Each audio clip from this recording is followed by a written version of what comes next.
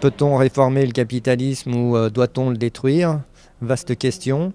Il faut transcender, il faut dépasser le capitalisme. Aujourd'hui, les enjeux sont tels qu'il faut que l'on bascule vers un autre moteur de l'économie. Ça ne peut plus être l'argent, on doit avoir un moteur qui est beaucoup plus inspirant et qui redonne du sens.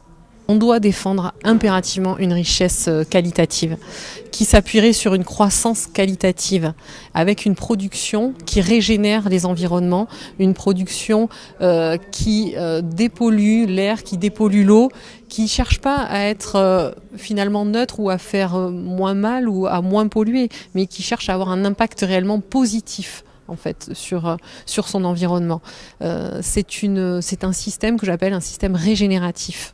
Et c'est compatible avec un système monétaire capitaliste où il faut être toujours rentable avant toute chose?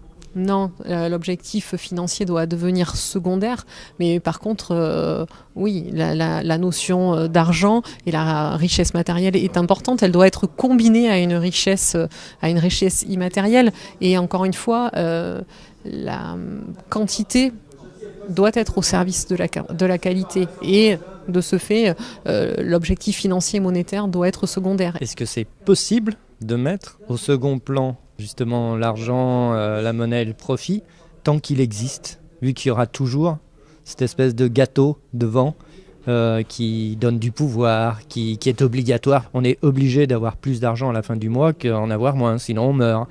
Donc avec ce fil à la patte, on peut quand même aller dans vos objectifs? Mais l'argent n'est pas mal en soi.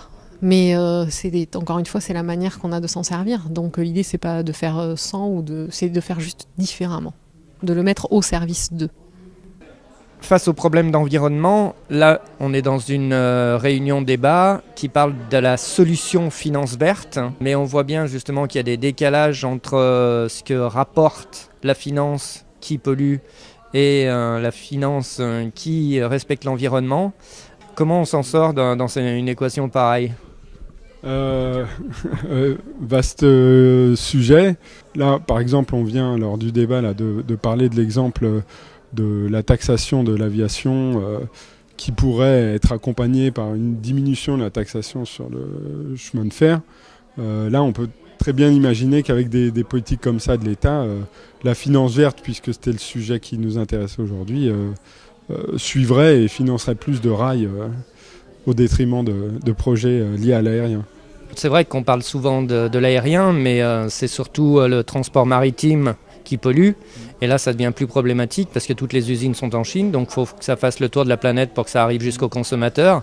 Là, avec des taxes, on s'en sort, vu que finalement, celui qui paiera la taxe, c'est le consommateur. Alors, les taxes font partie de la solution.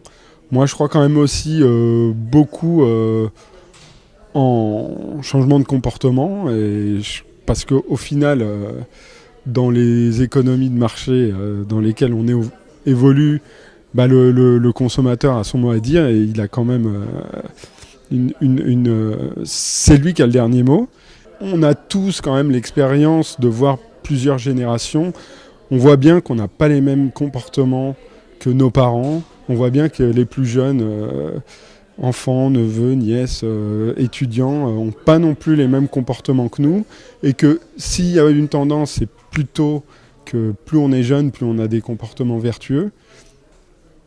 À moduler, parce que bon, c'est vrai que par exemple, régimes véganes sont très populaires chez les jeunes, mais il est possible qu'ils consomment aussi beaucoup l'avion grâce à EasyJet et toutes les compagnies low cost. Donc c'est pas tout noir ou tout blanc, mais je pense quand même qu'il y a des normes sociales qui évoluent et que ça a un pouvoir au moins aussi important que celui des politiques publiques. L'État dépend des TIPP, donc faire en sorte qu'on consomme plus de pétrole, c'est pas du tout son intérêt, si je puis dire. Donc, est-ce qu'il n'y a pas des limites à miser sur les taxes, puisque quand elles diminuent, c'est l'État qui y perd, c'est-à-dire tout le monde. Alors, oui et non. C'est-à-dire que, par exemple, pour la taxe carbone, la base fiscale, on espère qu'elle diminue si les gens répondent à la taxe carbone et qui consomment de moins en moins d'énergie.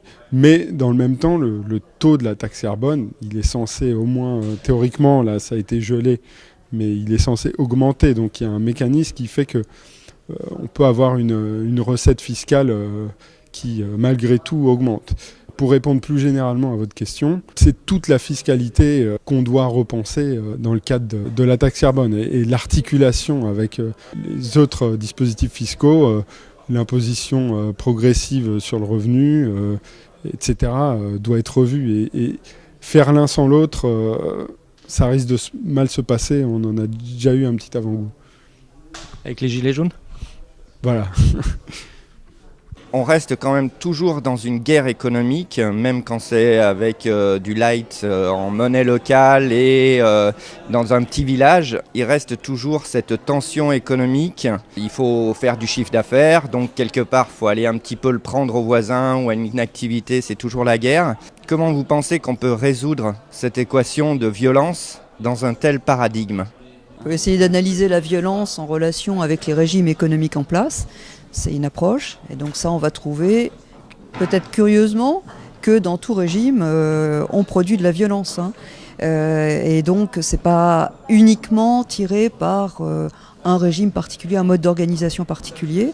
Par contre, ce qu'on trouve assez généralement, c'est que des institutions faibles génèrent de la violence. C'est-à-dire que quand on ne peut pas faire confiance à ces institutions, eh bien on va faire sa violence soi-même, on va essayer d'imposer sa loi aux autres, et très vite les individus retrouvent des logiques de groupe où le nous s'oppose au eux, et où on arrive très facilement à générer des conflits intergroupes.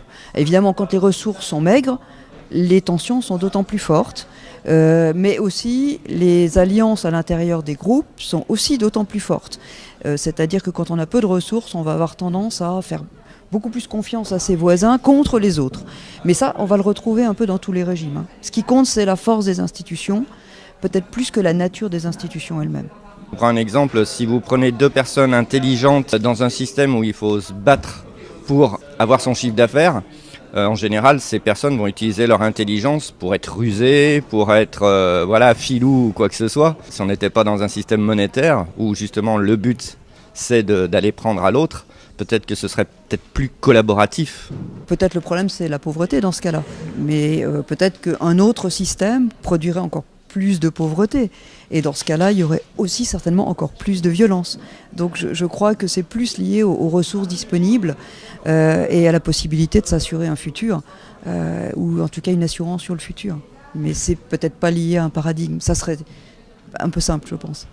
La distinction entre corrélation et causalité, je pense que c'est des choses qui sont très importantes parce que ça va nous raconter des histoires qui sont très différentes et qui vont avoir des implications politiques et également après je pense sur le comportement des individus en tant que citoyens, notamment au moment du vote et de la compréhension du monde aussi qui nous entoure. Et je pense qu'il y a un vrai, aujourd'hui une vraie nécessité en fait, et en tant qu'académique, je pense que c'est aussi notre responsabilité que de réinvestir aussi le débat public en essayant de communiquer au maximum sur en quoi les chercheuses et les chercheurs ont des grilles de lecture scientifiques et qui permettent aussi de mieux comprendre le monde, y compris des phénomènes du coup complexes comme celui de la violence dont on a discuté aujourd'hui. La monnaie est un outil de confiance. Qu'est-ce qu'on peut imaginer un système de blockchain pour se passer de monnaie ? Ni échange, ni troc, ni monnaie, mais permettre d'établir une confiance entre des acteurs économiques, celui qui produit, celui qui consomme, pour recréer de la confiance entre les acteurs. Alors ce que permet la blockchain, je vais un peu me retrancher derrière les réponses techniques, mais ce que permet la blockchain, c'est d'enregistrer des choses, par exemple de l'échange de biens, de services, peu importe. Donc on peut imaginer absolument des utilisations qu'on appelle des utilisations des intermédiaires. Et l'interaction passerait uniquement ici entre les particuliers. Si j'amène tel bien ou tel service à une société et que je ne l'échange pas directement contre de la monnaie ou contre un troc ou quoi que ce soit, ce qui prouve que j'ai bien à un moment amené des choses aux autres, ça pourrait éventuellement passer par un système de blockchain.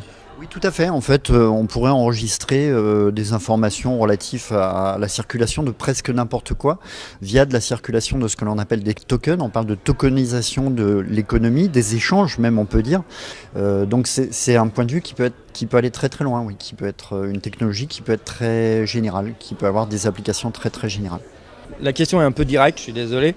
Si on fait des biens qui durent longtemps, Si on dépense moins d'énergie dans les transports inutiles, dans le logement passoire surtout, il y aura moins d'activité économique et donc moins de salaire. Donc dans cette équation, comment on peut s'en sortir ? Cet argent qu'on ne dépensera pas en énergie, qu'on ne dépensera pas sur ces façons qui sont polluantes, on pourra le dépenser autrement. Et donc on recréera une autre activité et cette autre activité compensera. Donc il y aura des transformations structurelles effectivement de nos moyens de dépenser. Mais ça ne veut pas dire qu'au final, globalement, il y aura moins de croissance. Simplement, il y aura moins d'énergie fossile. Alors dans quoi vont se dépenser les sous, si je puis dire, puisque si on est dans une sorte d'économie de partout, puisqu'on n'a pas à racheter en permanence une voiture, on n'a pas à racheter des biens de consommation parce qu'ils durent longtemps, où se transfère, à votre avis, l'activité ? Aller au cinéma, aller manger dans des bons restaurants, aller dans les services, aller au théâtre. Donc il y a beaucoup de façons de dépenser son argent qui ne sont pas polluantes.